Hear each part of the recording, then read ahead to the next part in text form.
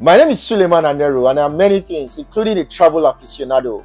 Some of my friends call me Sly Baba, which is why you are traveling around the world with Sly Baba on this channel that is dedicated to sharing my travel adventures across several continents. I promise to bring entertainment and enlightenment your way. Subscribe to keep watching and I promise you won't be disappointed.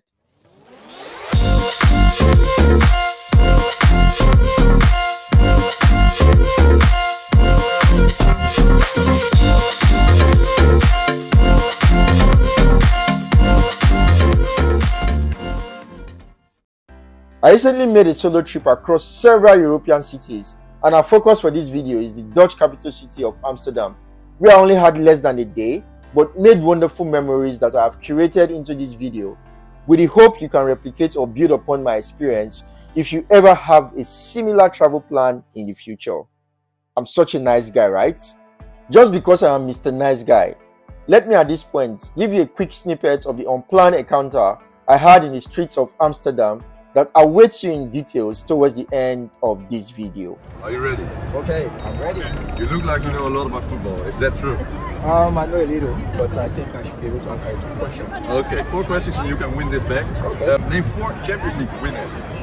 Real Madrid, Right. Barcelona, Right. Manchester United, and Chelsea Football Club. That's nice. Next. Do you think I won the contest? Do you think I had a chance to unveil the contents of the gift bag? Watch to the end to find out. Fingers crossed.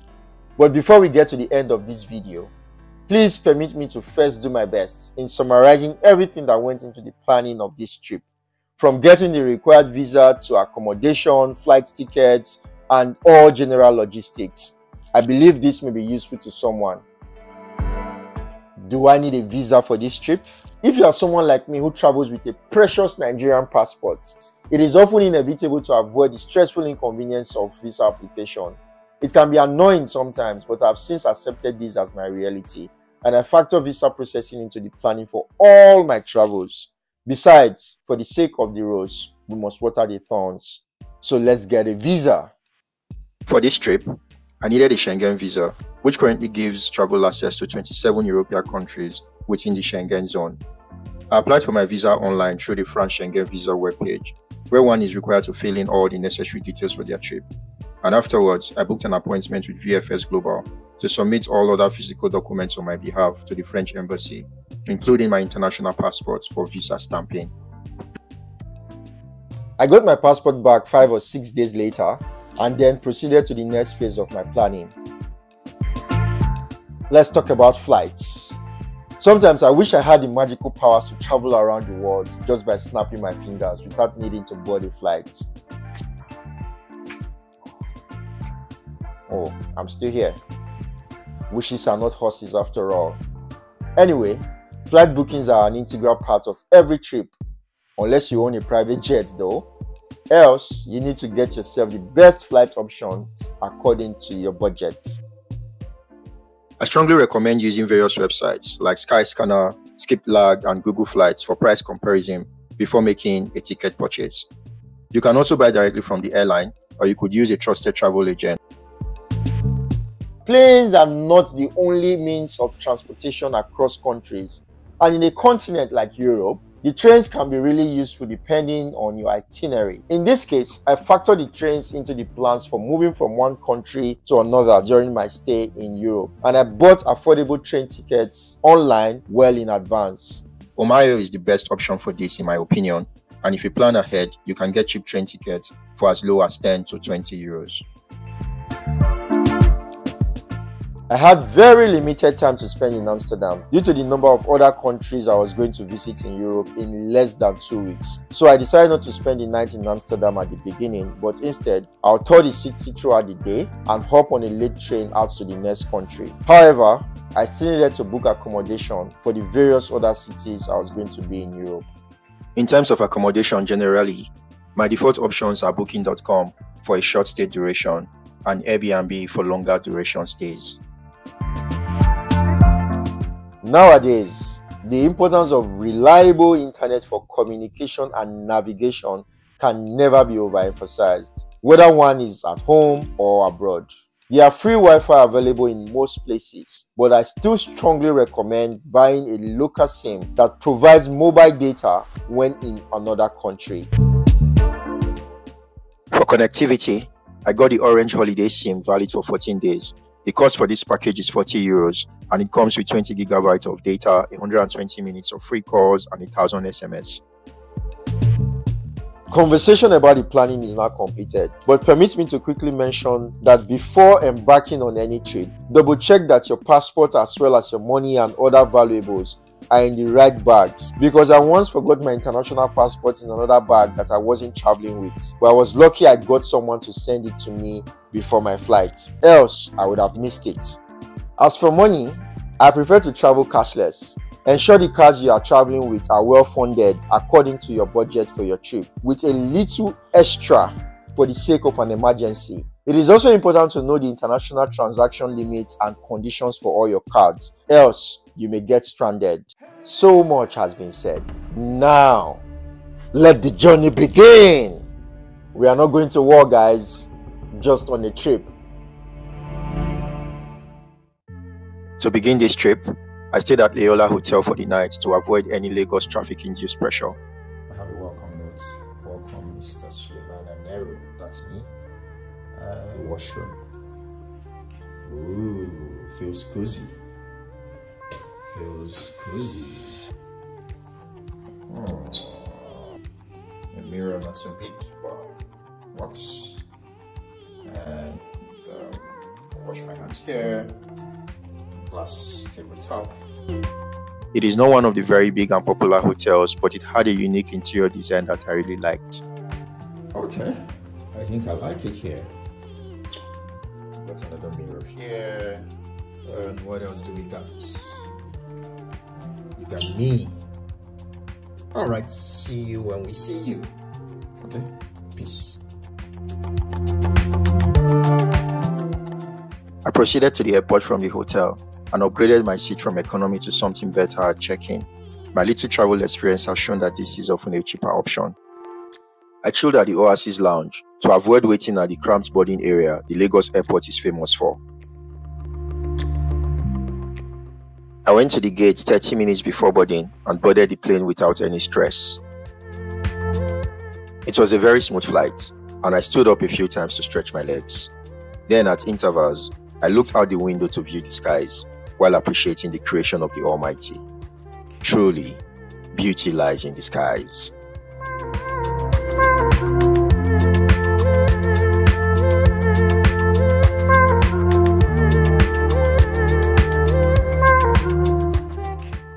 I arrived Amsterdam and got my passport stamped, then went into the city like a giant bird, flying with its big wings spreading out wide.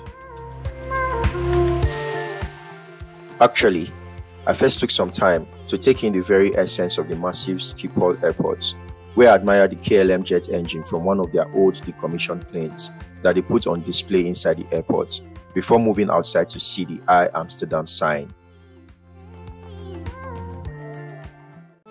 Welcome to Amsterdam. I hopped on a taxi, headed for my very first stop. I believe this is where it's important to mention that a local transportation plan should be made for every trip. Research and download all the right apps so that you are never stranded. Bolt, Uber, FreeNow and Cabify are usually the main apps in use across Europe, but things differ from country to country. Another important thing to mention is the planning of certain activities and attractions ahead of time, and for this, I recommend using getyourguide.com. I also advise buying high demand tickets in advance because they often quickly sell out. Anne Frank House was my very first stop. I am a museum person and I identify as an art lover, even though I don't yet have enough money to be an art collector.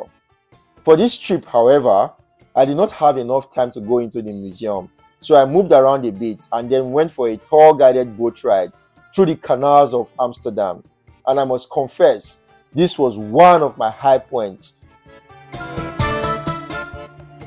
During my 1-hour boat ride, I understood why the canals in the city are a major identity of Amsterdam. The city has several canals, but the three main ones are Herengracht, which translates to Lord or Gentleman's Canal in English, Keizersgracht, which is the Emperor's Canal, and Prinsengracht, which is the Prince's Canal.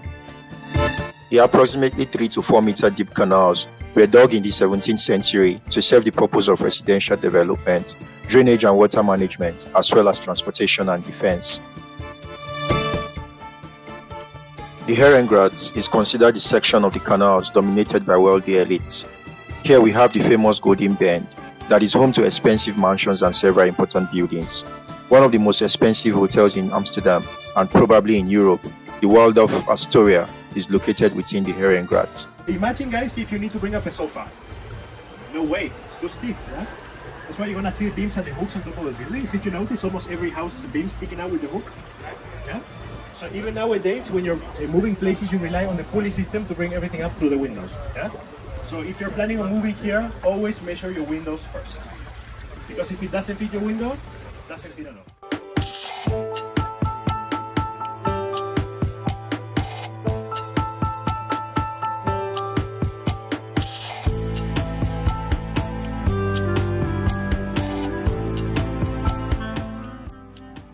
Amsterdam is the bicycle capital of the world, and it should not surprise anyone that bikes end up in the canals.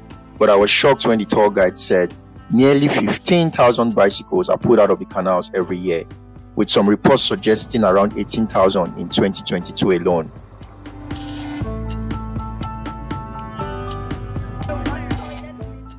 Apart from bikes, other things like cars and humans also end up in the canals. The number of cars pulled out from the canals used to be as much as 140 every year, but with insurance companies now installing barriers around the canals, the number has reduced to around 30 a year. The human casualty is usually around 3 to 4 a year, with men being the predominant gender ending up in the canals, as they likely fall in when they go for a leak after having a lot to drink in the pubs at night. I saw the red light district from the canal, but couldn't take a sneak peek on this trip. However, if you ever visit, caution my friend, lots of caution. Before leaving the canals, let's quickly look at the interesting term that has one name but a different meaning in Amsterdam, and that is coffee shop. If you're a coffee drinker, please be aware that a coffee shop here most likely refers to a place where you can buy weed. Coffee shop was a name coined by smart people back in the day to conceal marijuana activities. Although the government has now decriminalized it, weed is still not legal in the Netherlands. After this boat tour, I understood why some sections of the canals and adjoining areas have been listed as a UNESCO World Heritage Site, contributing to Amsterdam's fame as the Venice of the North. Just had a boat ride around the various canals in Amsterdam, from the Prince's Canal, the Gentleman's Canal, and there's a third one I can't remember, but it was a good ride. So I loved it here in Amsterdam. See you, Amsterdam. After the expose of Amsterdam I received at the canals, I decided to take a 25 minutes walk from Anne Frank House to the Rijksmuseum. The Rijksmuseum is the largest museum in the Netherlands, and it is the national museum of the country dedicated to Dutch arts and history.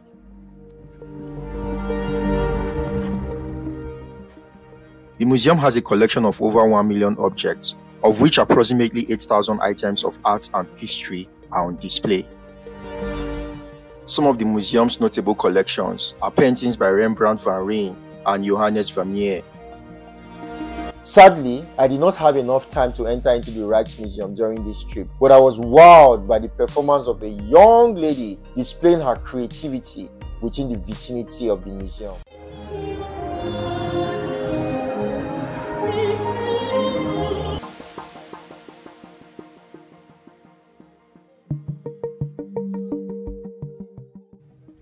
Without a doubt, the spectacular performance by this lady left me enchanted and mesmerized for a minute, even though I know next to nothing when it comes to music, but I had to run along to my next stop for the sake of time. The Rijksmuseum is within the Museum Square in Amsterdam, where several museums are situated a few blocks apart.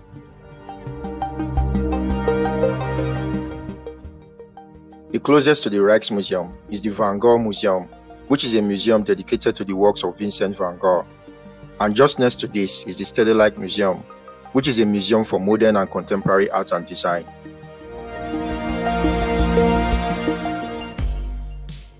I also did not have enough time to see the collections within these museums, but I've now added them to my plans for an extended visit to Amsterdam and other parts of the Netherlands. I can't wait to share the experience with you soon enough. Fingers crossed.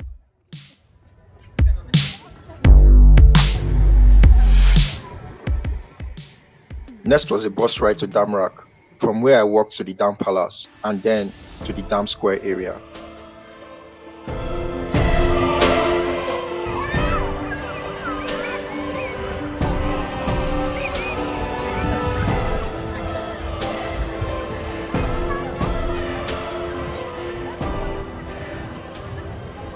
It was at the Dam Square that I met the guys conducting a football trivia by a corner of the street, and I gladly volunteered to participate.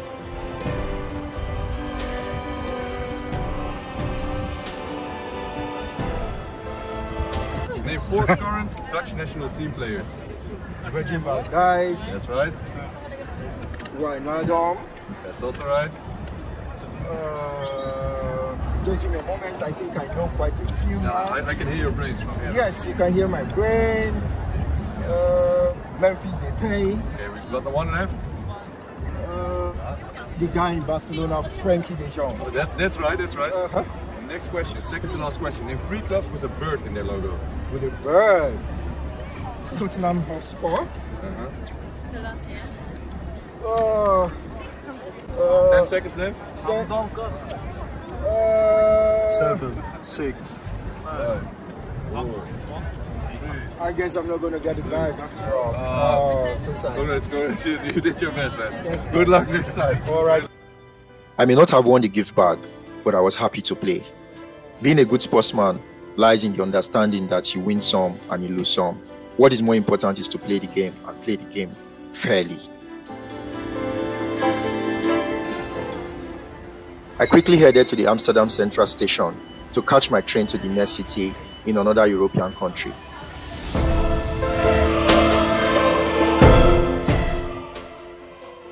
Although I had a very short time to explore the city, Amsterdam has successfully captured my heart as a European jewel, and I look forward to hearing what you think about it. I have since concluded that one day is not sufficient to fully experience this city.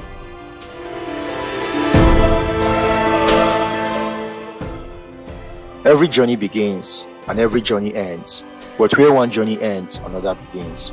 So I don't say goodbyes, I simply say see you later. Maybe if you guess correctly where this train is headed in the comment sections, you may just end up winning a gift bag. See you later.